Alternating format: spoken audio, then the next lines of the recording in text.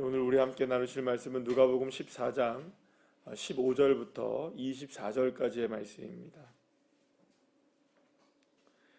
누가복음 14장 15절부터 24절의 말씀 우리 함께 합독하시겠습니다.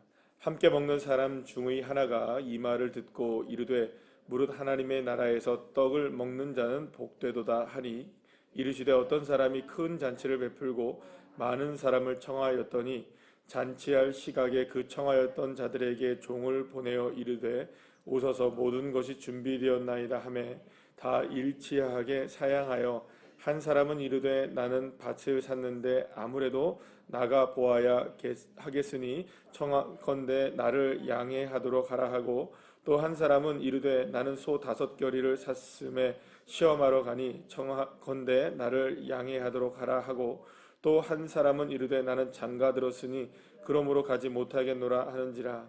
종이 돌아와 주인에게 그대로 고하니 이에 집주인이 노하여 그 종에게 이르되 빨리 시내의 거리와 골목으로 나가서 가난한 자들과 몸 불편한 자들과 맹인들과 저는 자들을 데려오라 하니라.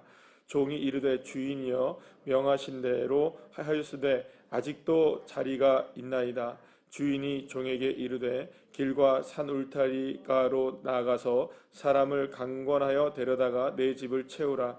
내가 너희에게 말하노니 전에 청하였던 그 사람들은 하나도 내 잔치를 맛보지 못하리라 하였다 하시니라. 아멘. 할렐루야.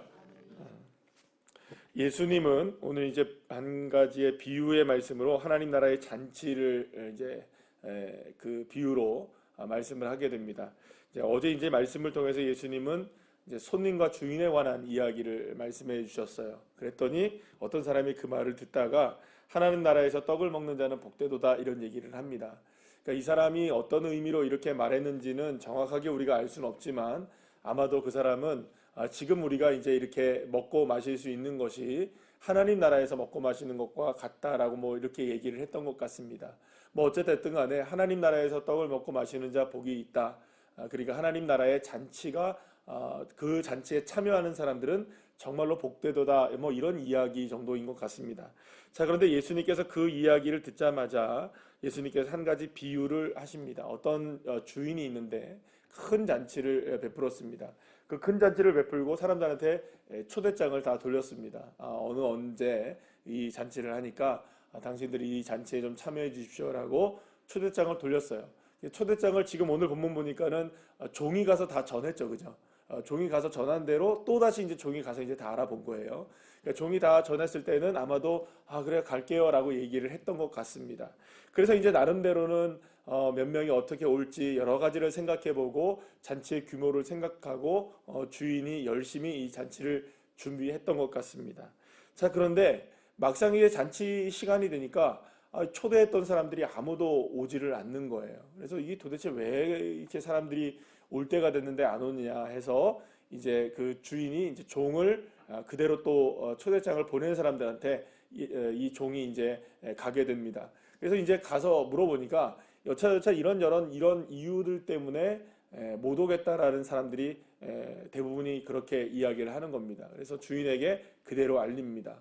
어떤 사람은 이제 그 밭을 가는 일이 있어서 좀 밭에서 좀 나가봐야 되겠다 이렇게 얘기를 합니다. 그래서 양해를 좀 구하겠다. 내가 오늘 좀 못 갈 것 같다. 또 어떤 사람은 또 얘기합니다. 소를 좀 샀는데 이 소들이 잘 적응하는지 좀 이렇게 좀 살펴봐야 하기 때문에 지금 가기가 좀 어렵게 됐다. 또 어떤 사람은 장가 들었기 때문에 못 가겠다. 이렇게 이제 얘기를 하면서 나름대로의 이유들을 쭉 나열하게 됩니다. 그래서 이제 이 그 주인이 듣고 이제 화가 났겠죠. 왜냐하면 초대장을 돌렸는데 초대장을 받아놓고 온다고 했는데 지금 당장 이런 일들 때문에 못 오겠다고 하니 잔치는 열어놨으니 어떻게 합니까? 이 잔치를 취소할 수도 없고 음식 준비해놓고 여러 가지를 다 준비해놨는데 이걸 지금 취소한다는 것도 어렵고 해서 종에게 이렇게 얘기합니다. 여러 가지 어려운 사람들을 원래 잔치에 올 수 없는 사람들 있잖아요. 그러니까 뭐 여기 오늘 이제 본문에 말씀에 보면 21절에 보면 뭐 몸 불편한 사람들 뭐 이런 사람들을 좀 장애인들 같은 분들을 이렇게 좀 초대해 가지고 원래 이제 당시에는 보게 되면 이런 분들은 이제 잔치나 이런 것들에 참여할 수가 없는 사람들로 분류되었던 것 같습니다. 원래 이제 초대장을 받지 못했던 사람들이겠죠. 이런 사람들이 이제 가서 데리고 와라 해서 이제 이 사람들을 채웠는데도 불구하고 아직까지 자리가 남아 있는 거예요. 자리가 남아 있으니까 아깝잖아요, 그죠? 그래서 주인이 뭐라고 하느냐? 어디를 가서든지 산울타리든지 뭐 들로 가든지 어디를 가서든지 빨리 가서 사람들을 누구다든지 데리고 와서 내 집을 좀 채워라. 여기 지금 잔치 자리를 채워라. 자리가 얼마 남지 않았으니까 어쨌든 채워야 되겠다라고 이야기를 합니다. 그래서 이제 종이 나가서 사람들을 데리고 오게 되는데, 이래 이제 그 마지막에 이제 24절 말씀을 보게 되면 청하였던 그 사람들은 하나도 없습니다. 그런데 이제 청하지 않았던 그 사람들이 이제 마지막에 청함을 받아서 원래는 대상자가 아니었던 사람들이 이렇게 오게 되었다라는 이야기를 하게 되는 것으로 오늘 본문의 이 비유의 말씀이 맞춰지게 됩니다. 자, 그러면 도대체 이 비유의 말씀이 의미하는 것이 뭐냐? 여러분 생각해 보면 오늘 이제 본문 말씀을 보게 되면 이런 여러 가지 이유들을 대죠. 잔치에 참여할 수 없는 이유들을 댑니다. 그러면 여러분 이 잔치에 참여할 수 없는 이유들은 나름대로는 이유가 타당합니까? 타당하지 못합니까? 타당해요. 왜냐하면 뭐 밭을 가는 일 뭐 중요한 일이죠. 그다음에 또 소를 만약에 샀는데 이 소가 잘 적응하는지 살펴보는 일도 중요하겠죠, 그죠? 그리고 또 장가 들어서 지금 나가기 힘들다. 뭐 이것도 이해는 됩니다. 신혼부부가 됐는데 오늘 저녁에 맛있는 거 내가 그 부인이 해준다고 했는데 거기 안 가고 집에서 맛있는 거 해준다고 했는데 그 잔치에 가서 혼자 가면 그것도 얼마나 눈치 보일 수 있겠어요. 그러니까 가정의 평화를 위해서 오늘은 내가 못 갈 것 같습니다. 이렇게 이야기를 했어요. 나름대로는 여러분들 타당한 이유인 것 같습니다. 나름대로는 못 갈 수 있는 나름대로의 타당한 이유들은 있는 것 같아요. 만약에 여러분들 여러분들에게 만약 이런 이유가 있다면 나름대로는 그 잔치에 가는 걸로 택하시겠습니까? 아니면 지금 이 자기의 이유를 타당한 이유를 대고 잔치에 못 가는 쪽을 택하겠습니까? 여러분들 같으면 어쩌면 여러분들도 나름대로의 이유가 있다면 뭐 이런 이유가 똑같은 이유가 아니더라도 나름대로의 이유가 있다면 지금 뭐 굳이 내가 잔치에 안 가도 뭐 되지 않겠느냐라는 생각을 할 수 있을지는 모르겠습니다. 그런데 여러분 한번 생각해 보면 지금 이 일을 지금 예수님이 왜 말씀하셨느냐 이게 이제 중요하겠죠. 지금 예수님은 이 이야기를 하실 때 이런 이야기를 하신 겁니다. 지금 사람들에게 초대장을 보냈잖아요. 약속된 겁니까? 약속이 안 됐습니까? 약속이 돼 있는 상태예요. 그러면 그 약속을 근간으로 하여서 주인은 잔치를 연 거고, 그러면 그 약속을 지금 지키는 쪽은 누굽니까? 지금 뭐 주인이 지금 지키려고 애를 쓰고 있는 거예요. 어쨌든 이 자리에 지금 사람들을 채워 넣어서라도 하려고 하는 그 애씀이 있습니다. 어쩌면 그 주인도 약속을 파기할 수 있습니까? 없습니까? 주인도 그럴 수 있어요. 그러니까 주인이 잔치를 베풀어 놓고도 사람들이 왔는데 내가 오늘 이런 이유 때문에 내가 지금 잔치를 못 열었어요. 죄송합니다. 할 수도 있죠. 그러니까 반대가 될 수도 있는 겁니다. 왜냐하면 타당한 이유가 있다면. 여러분 안 그렇겠습니까? 예를 들어서 주인이 잔치를 베풀었는데 갑자기 우리 집에 상이 났어요. 그러면 잔치가 중요합니까? 초상이 중요합니까? 그러면 그거 어떻게 할 거예요, 여러분들? 약속은 했지만 약속을 지키지 못할 수도 있게 되는 거예요. 자, 그런데 주인에게는 그런 일이 있었을까요? 없었을까요? 있을 수도 있었겠죠. 그러니까 주인도 여러 가지의 측면에서 보게 된다면 약속을 지키지 못할 상황들이 분명히 있었을 수도 있단 말입니다. 왜냐하면 여러분들 이런 일들은 우리의 삶 속에서 비일비재하게 일어나는 일들입니다. 그런가요? 안 그런가요? 그래요, 여러분들. 여러분들 이런 일들이 일어나게 될 때 뭐 요번 한 번만 여러분들 이렇게 부득이하게 양해 부탁합니다 이런 말 하시면 인생 가운데 딱 한 번 그럽니까, 여러분들? 수없이 많이 우리에게 일어나는 일들이라는 거예요. 약속을 파기하는 일들이. 여러분 그렇잖아요. 뭐 도장을 찍어놓고도 파기하잖아요, 그죠? 사인을 해놓고도 파기하는 일들이 얼마나 많습니까? 그러니까 내가 약속을 해도 약속을 못 지킬 만한 일들은 인생에 딱 한 번이 아닌 거예요. 계속해서 반복적으로 일어나게 되는 일들입니다. 여러분 그때마다 우리 어떻게 하면 됩니까?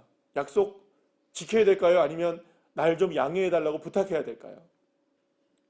예수님이 지금 이 문제를 이야기하시는 것 중에는 뭐 여러 가지 이유들이 있습니다. 사실은 뭐 좀 더 궁극적으로 여러 가지 이야기들 중에 하나를 좀 얘기하자면, 먼저 초대받은 사람들은 누구일까요? 유대인들이겠죠. 나중에 초대받은 사람들은 누구인가요?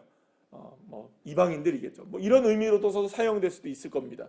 자, 그런데 여기서 제가 오늘 우리 함께 나눈 말씀을 통해서 우리가 함께 오늘 이 새벽에 나누기를 원하는 거는 그겁니다. 주인은 적어도 뭘 지켰습니까? 약속을 지키고 있어요. 만약에 여러분들 주인이 약속을 지키지 않는다고 생각해 보세요. 나중에 가서 뭐라고 할까요? 아, 주인이 약속도 안 지키네? 누가 그 얘기를 가장 먼저 할 것 같습니까, 여러분들? 네. 이렇게 핑계된 사람들이요. 이 사람들이야말로 지금 뭐가 중요한 사람들일까요, 여러분들? 약속이 중요한 거예요. 자기의 삶의 이유, 타당한 이유들보다도 사실은 무엇이 중요하느냐? 약속이 중요한 거예요. 왜냐하면 여러분들, 하나님은 저와 여러분에게 말씀을 통해서 약속하신 것들이 있으셨습니다. 누구를 보내주시겠다고? 예수 그리스도를 이 땅 가운데 보내셔서 우리를 구원하시겠다고. 그 약속을 누가 지키신 겁니까? 하나님이 지키신 거예요. 예수님도 십자가를 지는 약속을 지키시기 위해서 나의 원대로는 할 수 없지만, 그게 누구의 약속이니까? 하나님의 약속이시고 주님의 약속이시기 때문에 어디로 가야 하는 겁니까? 십자가를 향해 나가야 하는 거예요. 약속이시기 때문에, 언약이기 때문에. 언약을 지키고 약속을 지키시기 위해서 예수님은 십자가를 지셨고, 하나님은 예수님을 이 땅 가운데 보내주셨던 겁니다. 예수님은 약속을 지키시기 위해서 죄인들을 구원하시는 것이죠. 예수님에게 있어서, 하나님에게 있어서 무엇을 지금 지켜내시기를 원하시는 걸까요? 이 약속을 지켜내시기를 원하시는 거예요. 우리를 사랑하시기로 작정하셨던 약속을 지켜내시기를 원하셨던 거예요. 하나님에게도 타당한 이유가 있을까요, 없을까요? 약속을 못 지킬 만한 이유 있어요. 왜냐하면 우리가 죄인이잖아요. 우리가 죄를 안 지었으면 모르는데 우리가 죄를 졌잖아요. 그럼에도 불구하고 우리를 살리시겠다는 그 약속 하나 때문에 예수님을 이 땅 가운데 보내주셔서 십자가를 지게 하시는 분이 누구십니까? 하나님이신 거예요. 약속 지키시려고.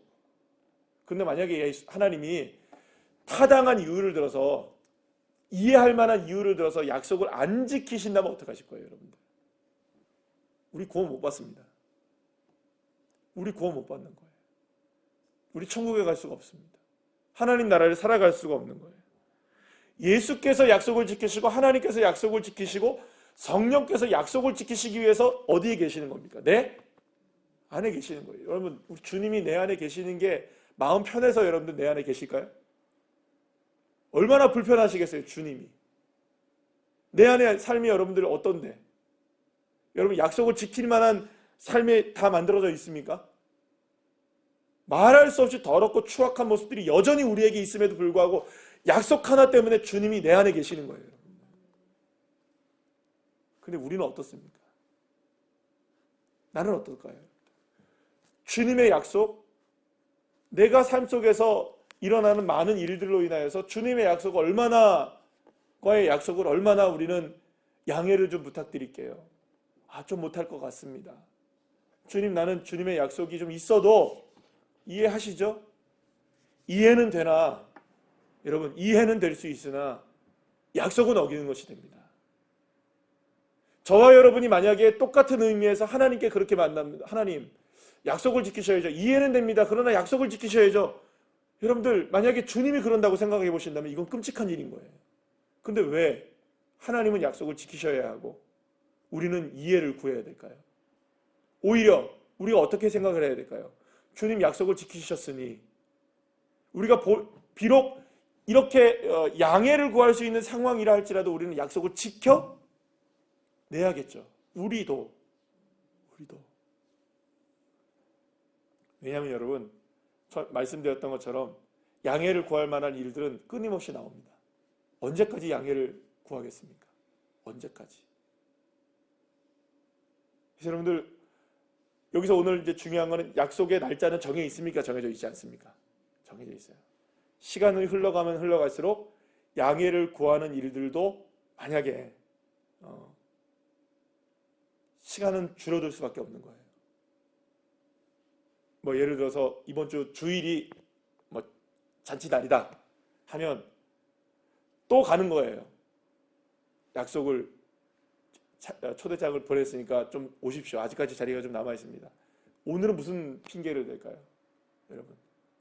어쩌면 처음에는 뭐 그 밭을 갈아야 된다고 못 왔던 사람이 오늘은 소 때문에 못 가겠네.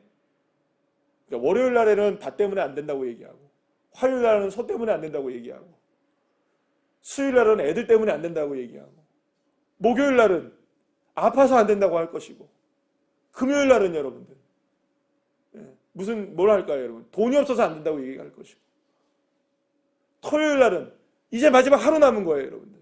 잔치 날짜는 정해져 있는데, 잔치 날짜는 정해져 있어요. 그럼 이 말은 무슨 말일까요, 여러분들? 우리가 아무리 양해를 구하는 핑계를 대고 여러 가지의 이야기를 된다 할지라도 주님 만날 그날은 줄어드는 겁니다. 언제까지 우리가 미룰 수 있을까요? 언제까지 양해 구할 수 있을까요? 나 이해해 주세요. 이해 못하는 건 아니에요. 그 약속은 어기는 거예요. 사랑하는 여러분, 저와 여러분에게 있어서 삶의 일과 매우 중요하죠. 그러나 그 어떠한 중요함보다 하나님은 약속을 지키셨단 말이에요. 그럼 이제 우리는 어떻게 해야 될까?